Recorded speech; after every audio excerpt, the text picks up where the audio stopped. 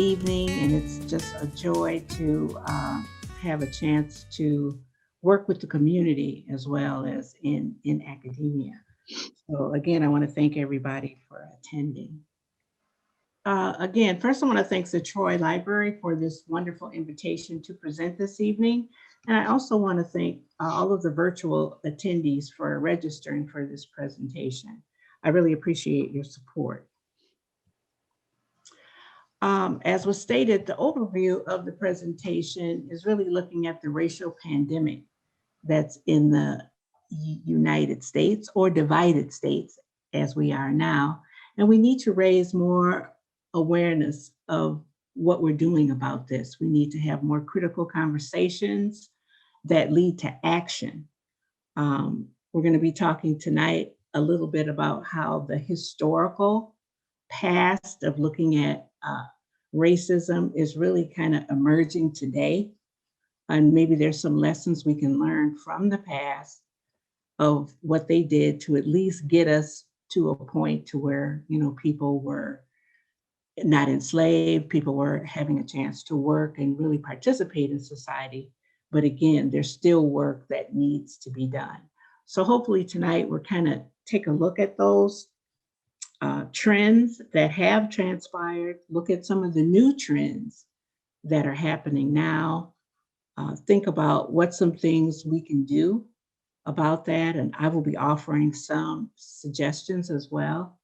And I also, as the librarian said, I prepared a reading list that I think would be helpful as you start this journey. Oops. Before I start, I'd like to go through some key definitions, because I think many times we say words and we think we know what we mean and that we're all on the same page, but it's not always the case. So I kind of want to go through a few terms that we will be using and discussing throughout this presentation. So the first word is eradicating racism, which means we need to abolish the marginalization and oppression of people of color based on race, and how it really helps to support the privileges of white people. We also need to learn about human diversity. I always put the word human in front of diversity because the word diversity is so overused until we can say diversity and we're not talking about the same thing. So in this case, we're talking about people, and we're talking about the ways people differ as well as the way they're similar. I think many times that's the part that's left off about diversity. It's always about difference, but in many ways, people are similar as it relates to their race, gender, ethnicity, age, disability, sexual orientation, and socioeconomic status, just to name a few areas. Another term that will be discussed in this presentation will be racial healing. I view racial healing as facilitating trust that builds relationships and that bridges the racial divide by creating real and perceived differences. So we want to make a bridge so we can kind of move past the hard parts of this. When we talk about social justice, we're looking at justice in terms of fair and equal distribution of access and opportunities for all people in society.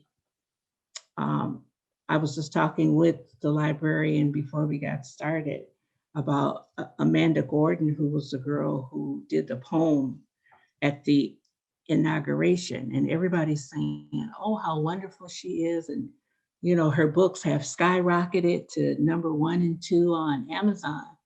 But again, this is a prime example of a talented person not really having access and opportunity. And when she did get the access and opportunity, look what happened. Another focus on the presentation, which is in the title, is you. So my definition of you is a social justice advocate or activist that supports equal distribution of access and opportunities for all people. So that should really become our role in society.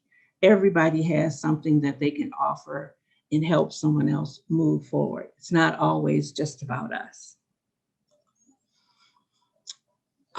So putting social justice perspective and human diversity in context, I think is really important. I talked to one of my favorite colleagues, Dr. Marilyn Bird, about this quite a bit because she's a social justice expert.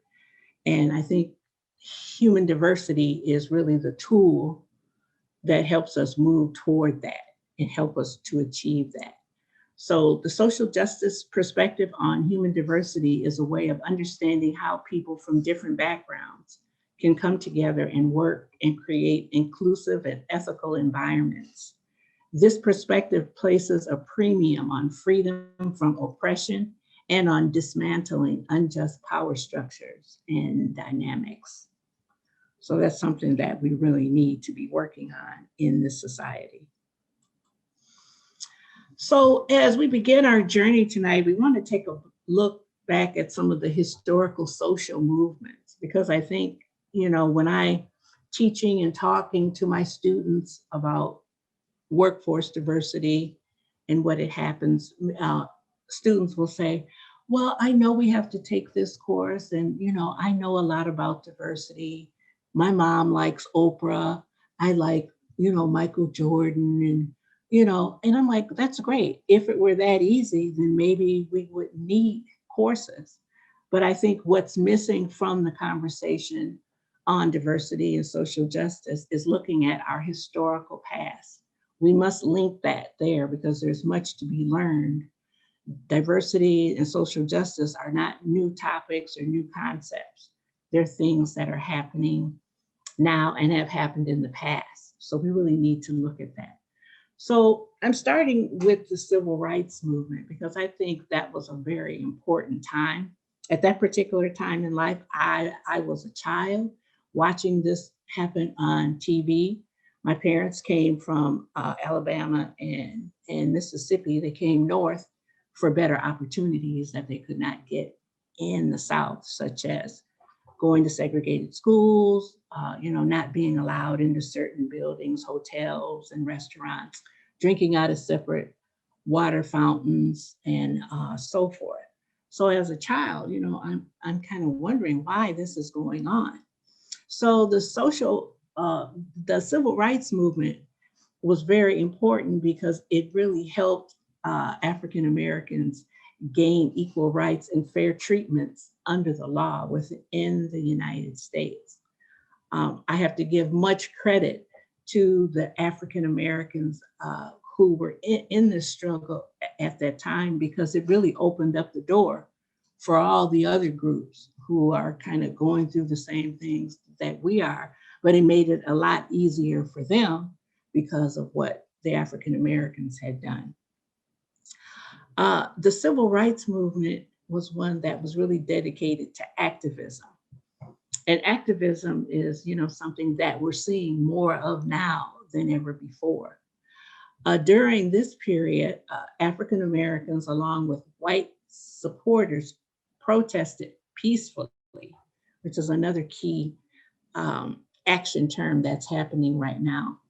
And then in the South, and they weren't only protesting in the South, but throughout the United States, even in Michigan. And they were, really protesting because they wanted change in the legal system, educational system, politically and cultural changes. And they wanted to end racial discrimination and segregation. We're very fortunate that Martin Luther King had the mindset and the willingness to take on this charge, as he was one of the main leaders and organizers of the civil rights movement. This act was signed into law by President Johnson on July 2nd, 1964.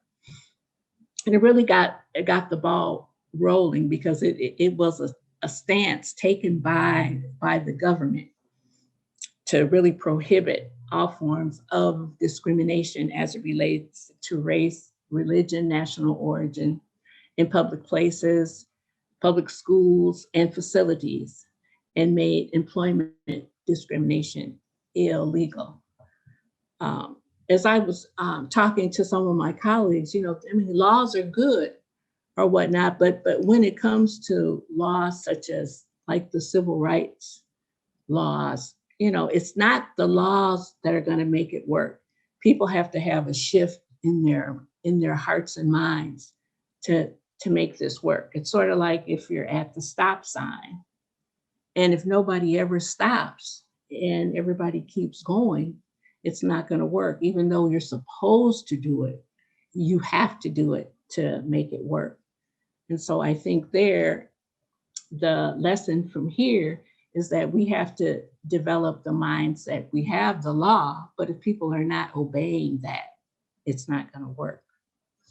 Other social movements that were going on in the time, in 1965, the Voting Rights Act was passed to eliminate racial discrimination in voting. In 1967, age discrimination in employment was there to end discrimination. In 1968, Civil Rights Act was amended to include sex. So, gender was a big thing that had not been included at first, but it came into view then. And then on April 4th, 1968, Martin Luther King was assassinated in Memphis, Tennessee. So I think at that point, the civil rights movement has stalled. I think April 4th is a very important day in my life because it's my birthday. And so I really feel that as a African-American woman and a person who was involved in social justice and diversity work, I feel that I have to do something. At the time Martin Luther King died, I was a young child. So I've always been interested in trying to help this issue be dismantled. Some of the great achievements of the civil rights movement were greater in social economic mobility for African Americans across the nation. We had the government legislation banning discrimination in the United States and providing greater access and opportunities for white women and other people of color. It's rarely talked about, but white women were one of the biggest group of people that gained from the civil rights movement. And I think that needs to be put in the literature more because people think it's just basically African Americans. And if that were the case, we wouldn't really be in the place that we're in right now. In 1990, the Americans with Disabilities Act was established to prohibit discrimination based on one's disability. And then in 2010, more recently, the Don't Ask, Don't Tell Repeal Act, which allowed gays, lesbians, and bisexual Americans to serve openly in the armed forces without discrimination. So, looking at these examples of how history has built, still fighting for discrimination to end, we're still at the point to where we're still doing this now. So again, it sort of seemed like when Martin Luther King died, the movement was stalled. And I think what needed to happen then was that all of us needed to become Martin Luther Kings to really keep this going. So now moving more currently, when we're looking at current and emerging social justice movements in the United States that call for social justice, racial justice, and social action, I can think of two. One was the Me Too movement. This was a movement that was started in 2017 by Tarana Burke, and it focused on highlighting the experiences of sexual violence survivors and the impact on sexual harassment and assault on people every day. I mean, it hadn't really gotten much attention until it was brought forward in the film industry. And I think by sharing those experiences, it was made clear it was helping people to come forward with this because it is a major social ill. And with the hope that if people became more aware that this was happening, then it would stand a greater chance of getting the just do it needs to end. So I think one of the greatest social action things that happened with this movement was that it was giving voice publicly to this movement to dismantle sexual violence, hold the offenders accountable, and increase support for sexual survivors. So the key thing there was these people were speaking up. You know, they brought it to the public. And so I think this is something that is kind of repeating itself of what we've learned from the civil rights movement. And I think since 2020, we've seen an explosion of that. The next current and emerging social movement that happened was the Black Lives Matter movement. And the Black Lives Matters movement was founded in 2013 by 3 African American women, Alicia Garza, Patrice Cullors, and Opal Tomei. And in response to the Trayvon Martin murder, they began to organize themselves to speak out on how this action was wrong. And they began to do this not only in the United States, but they also have large subsets of the organizations in the United Kingdom and Canada. And their mission is to eradicate white supremacy and build local powers to really, break down this violence that keeps happening in the Black community by states. And so, as we've seen from Trayvon Martin, there's just been numerous Black men and women, brown men and women that are constantly, being killed. And it's just gotten out of hand. And so this movement has really grabbed the attention of not just African Americans, but white people and all people alike have been raising their voice. Again, the action here that makes this movement so powerful is giving voice publicly and engaging in peaceful protesting to eradicate white supremacy and build local power structures to intervene against this type of violence. And so I think, again, we really need to focus on how we're going to make a stand, let our voice be heard. I think we sit back and watch TV and, we're only getting most of the time one side of the story when we really need to be thinking about what can we do, because the situation we're in now with the racial tension that's in this society, we all have to take a stand to make it better. I think with the election, we got the virus. I mean, we've got so many things going on right now until we really need each other to get through this. I mean, all of us have to wear a mask and social distance in order for this to work. So, we're kind of all in this together. And that's the attitude that we need to build. So going the wrong way. Okay, let me see here.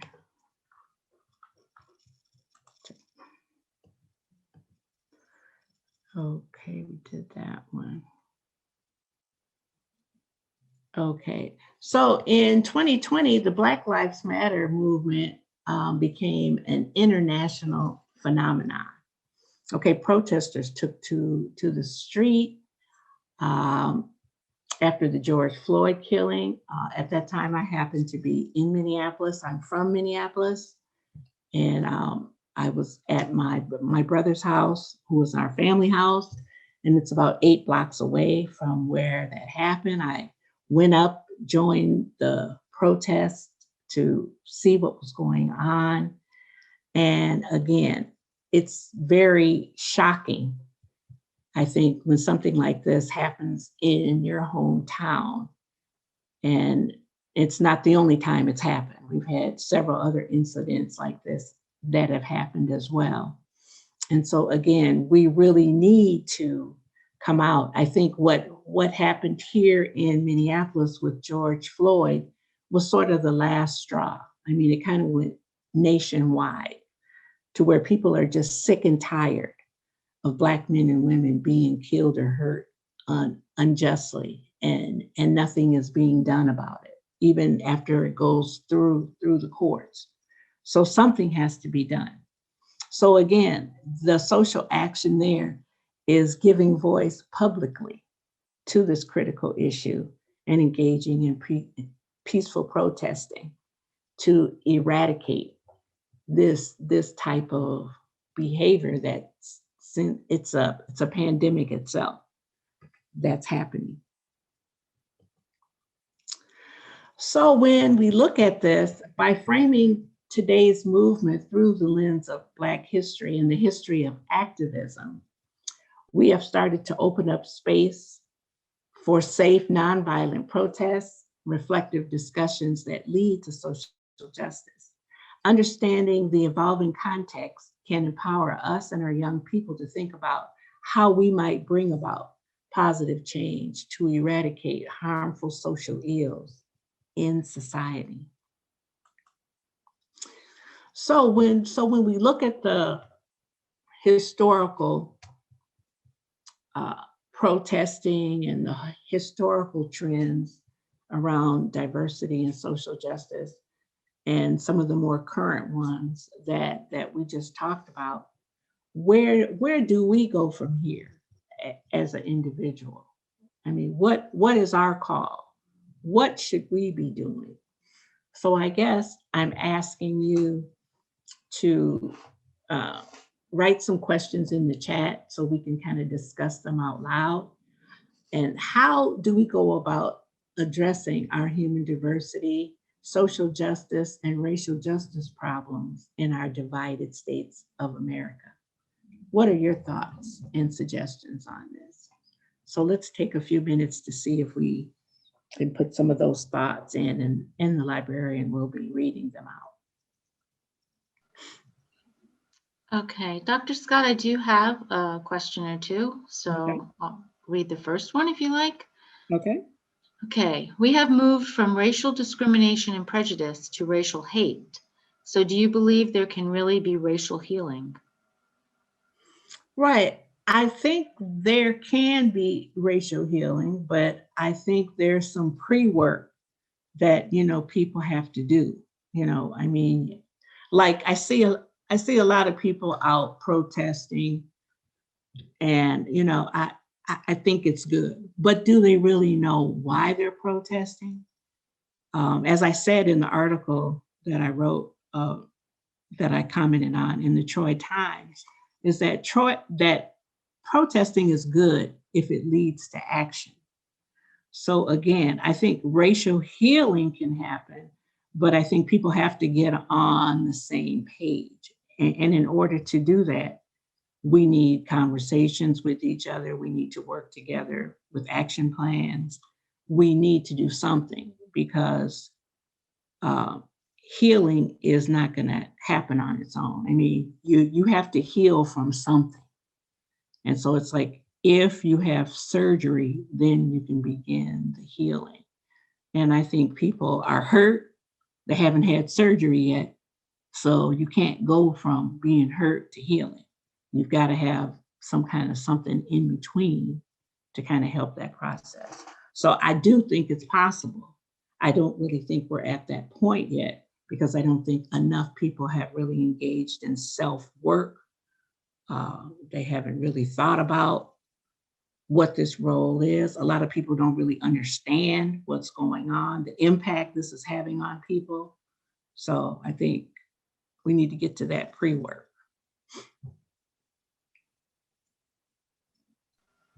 Okay, I have another question. Social movements are certainly a strategic way to give voice to marginalized groups. However, do you believe other social movements have led society away from the original civil rights movement led by Dr. King and others that was focused on racism? Mhm. Well, I don't know specifically what type of other movements you're talking about, but if you're talking about the counter ones, you know, the ones that are not in support is not a great way to do that. So if we have movements that are in support of ending, you know, racism or whatnot, I think those are good. I think the ones that are counter are not the ones for you. So I guess people have a choice, but if you're trying to end racism or whatnot, I mean, it's always going to be a flip side of the coin. But I guess it just depends on what side you want to be on. Based on what we saw at the Capitol, it was very hurtful, shocking, uh, at the same time, because like I said, we're living in the greatest country in the world, and we're attacking ourselves. You know, it's a problem. Okay, next question is, how can we personally take action that would make a difference? Well, that's a good question. So we can move. I have some examples here. So, you know, ways we can engage in and support human diversity and social justice causes. So I would say first, we need to examine our own beliefs and habits about how we're looking at this issue of human diversity and social justice causes. You know, what have been our habits and our beliefs around that? I think a second thing we need to do is meet and make friends with people from diverse backgrounds. You know, I mean, we are living in a very diverse world, but you know, people still aren't really kind of mingling. I think people have a real illusion about what they think diversity and inclusion is. Diversity to me means just hiring people, you know, bringing people into the organization, and then they're included. I think what's missing is that they need integration. You know, people need to know how to invite people in. People know in inclusive issue.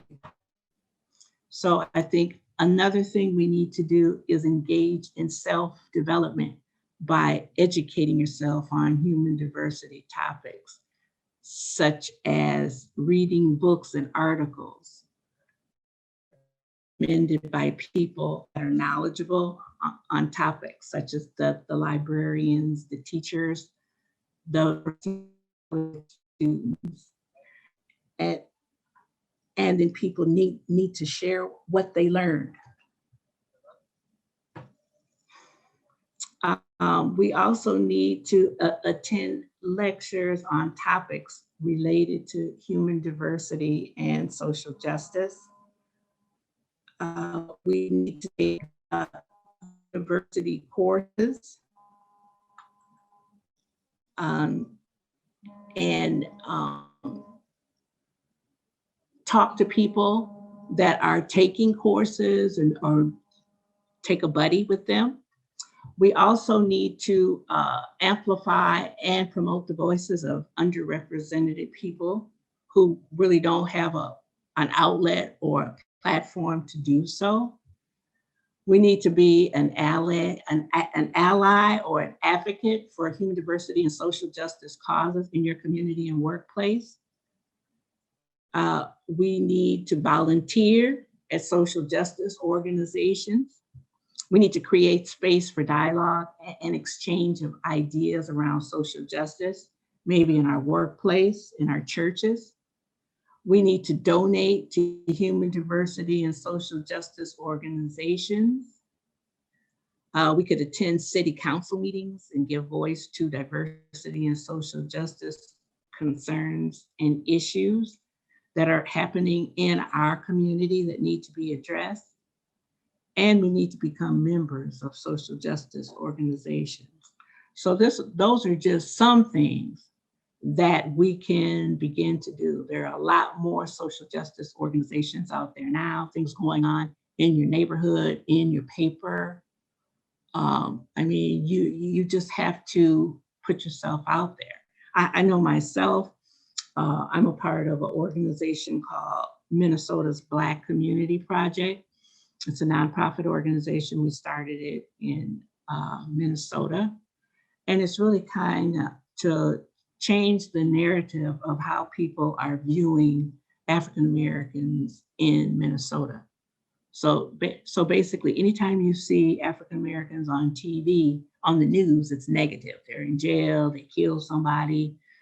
We need to change that narrative. You know, I'm African American, I'm not in jail, and I didn't kill anybody. So basically, we need to show the positive side of what African Americans are doing to change the narrative, not just for our own community, but for the community at large. We need to highlight more what Black success looks like. And I think that our organization is doing a great job of doing that. So again, when we look at the historical trends, the current trends, things we can do, that I just gave you a list about 15 things that we could do. So then I think we need to look at what our social justice leaders from the past have said about this and what they remind us. I think Martin Luther King Jr. said it best: injustice anywhere is a threat to justice everywhere. I think that's kind of where we are right now in society. So when we see the injustices happening, what are we doing about it? And it's happening everywhere. So it can't just be up to the police or up to the president, or up, you know, we can do the work. I think Martin Luther King rallied all those people together to get the civil rights legislation going, at least to get people to a point to where they are now. I'm thinking if that hadn't happened now, I probably would not be a professor at Oakland University. So, I mean, we need to think about that. That's 57 years ago. It's not a very long time. Also, Gandhi said it best too, you know, that we must do our part if we want to be the change that we want to see in the world. You know, we have to do something. So, I mean, I think the best thing that we can do as individuals is engage in self-work. We need to read, you know, we need to get with people who know, we need to meet people from diverse backgrounds so we can really ask questions we really want to ask of people instead of letting the TV and the newspaper inform us of things that are incorrect. So again, those are things that I think we need to start first, is to make sure we understand what we're doing. So again, I prepared an extensive reading list for you. I sent it to the librarian and they said that they would be able to email you that. So if you didn't get it, or you're just joining in now and you would like to get the reading list, make sure you put your email address in the chat so you can get that. So do we have more questions? Yeah, we do have some more comments and questions. So I think I'll share these comments with, they seem to be, to me, they're suggestions of what we can do to make a difference. So this one says, one way to make a difference is by people from the dominant culture recognizing their privileges and how those privileges contribute to the oppression of others. Okay, I think that's good. I mean, I think many times people don't think they have privileges because they've always never thought about it. You know, they don't have to think about how they go about their life every day. or whatever. But if they can get to that point and realize that they have the privileges, awesome. I agree.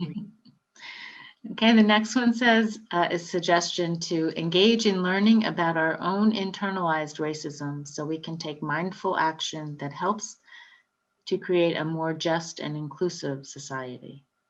Okay. Okay.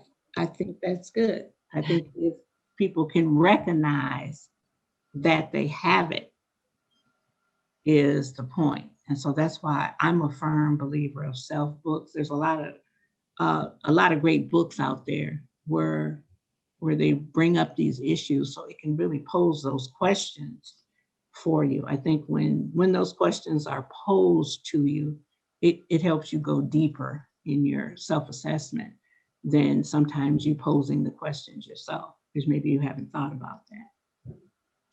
Here's another suggestion. It's to address social justice. I think one of the first steps should be to share our personal stories to increase awareness of our different experiences. What do you think should be the first step?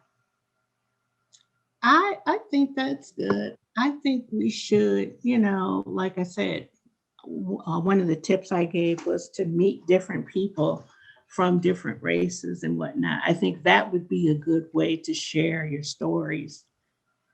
Sometimes just talking to, people we're comfortable with and agree with us. It's like singing to the choir, you already know the song.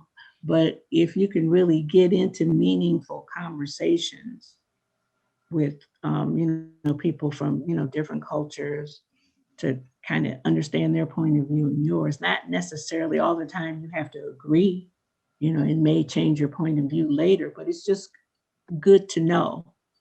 You know, I don't really like it when, people come to me that I don't know and start asking me, just questions off the cuff, because I think you need to build some type of relationship with people. Then that way you can feel more comfortable asking the important questions.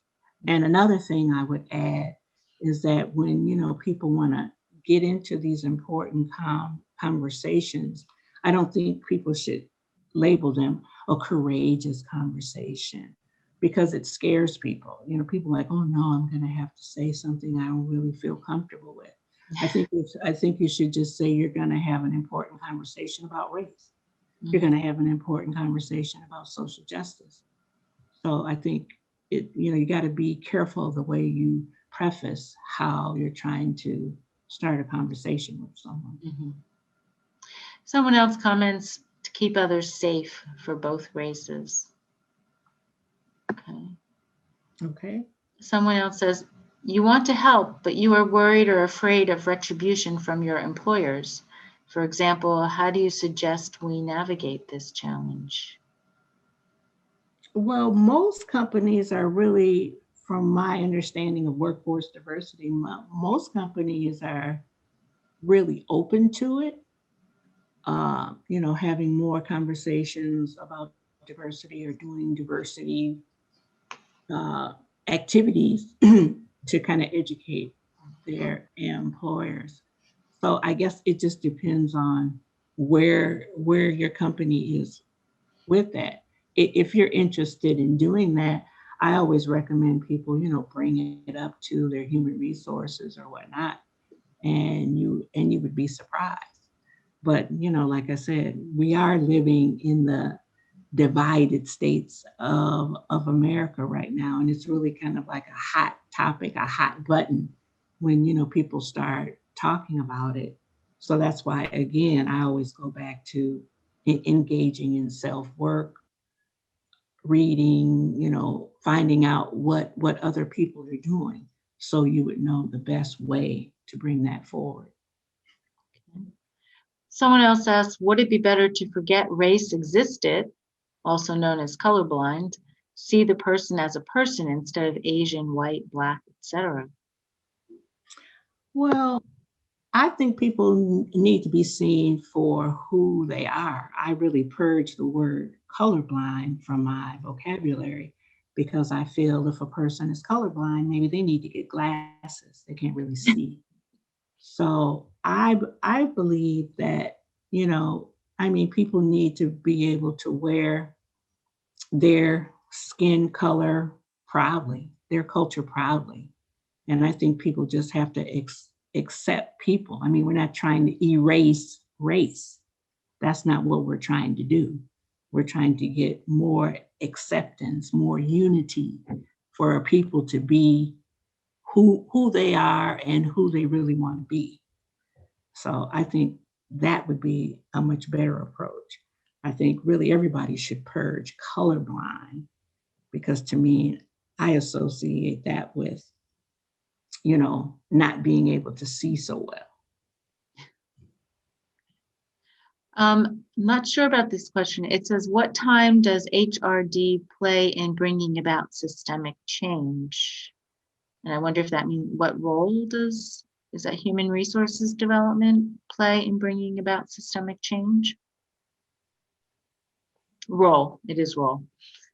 So what role does human resources development play in bringing about systemic change?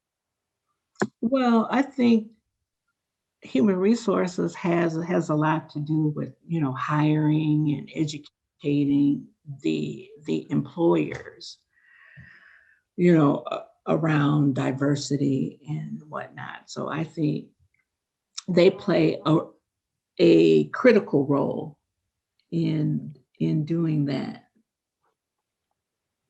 And so I think it's important that, you know, human resources really look at those policies and practices.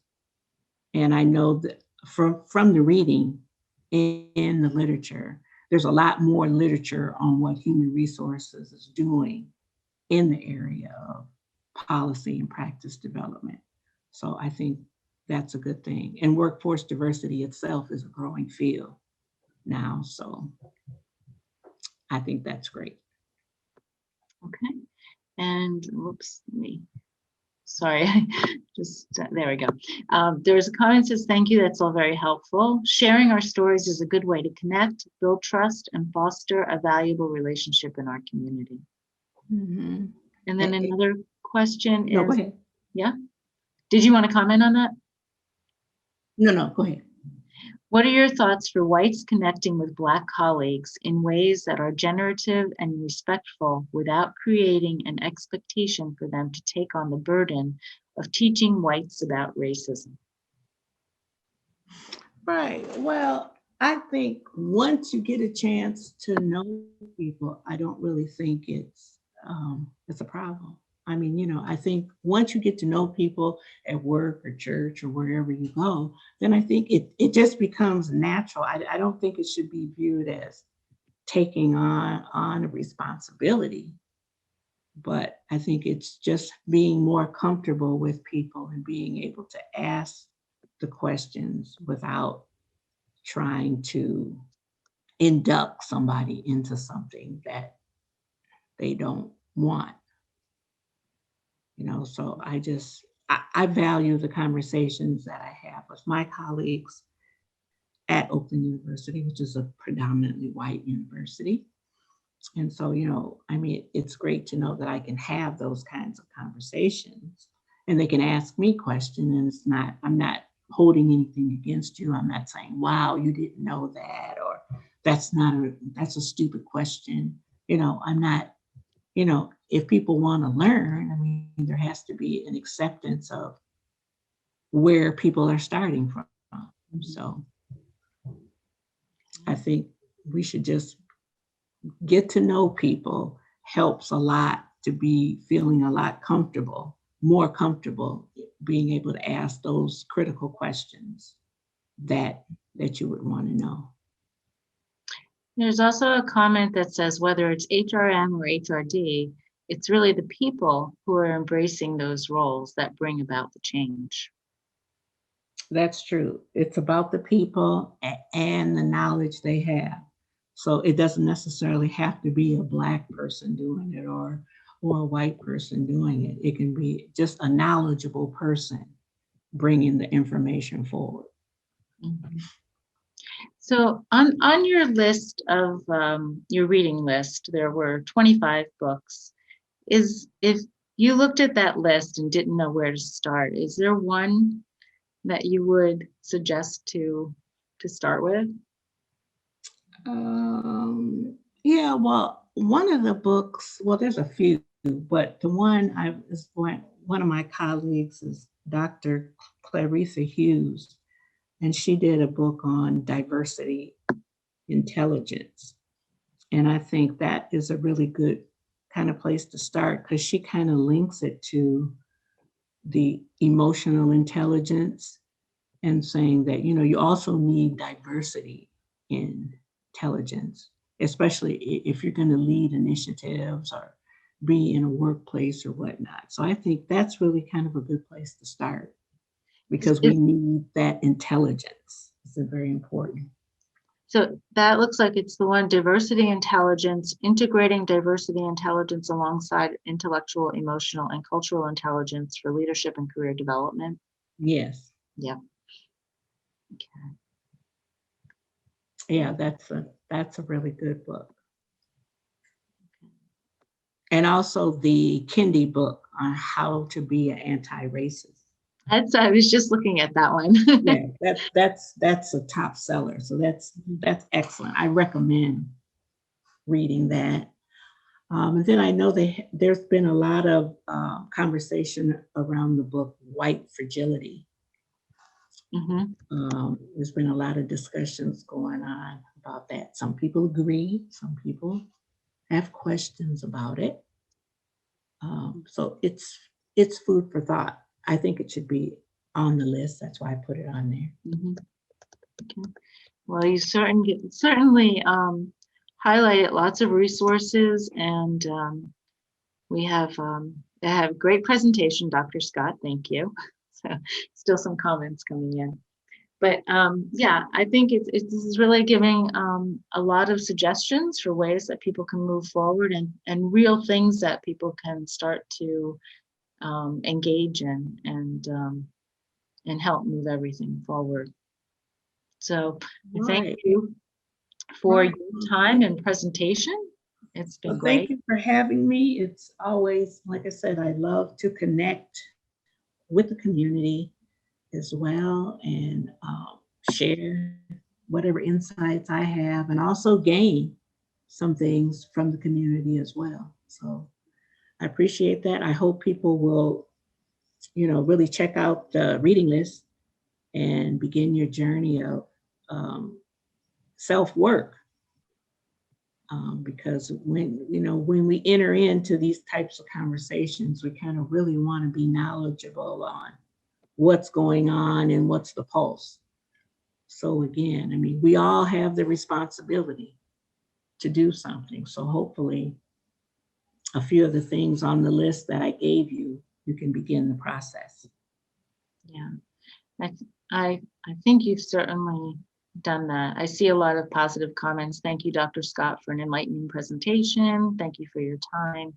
So, but it was certainly a very thought-provoking presentation. And I think, you know, having programs like this and discussing topics like this does give people a little bit more comfort in maybe having conversations with other people and to get the ball rolling. So I'm really glad that you could be here tonight, and really thank you for putting this all together and sharing it with us.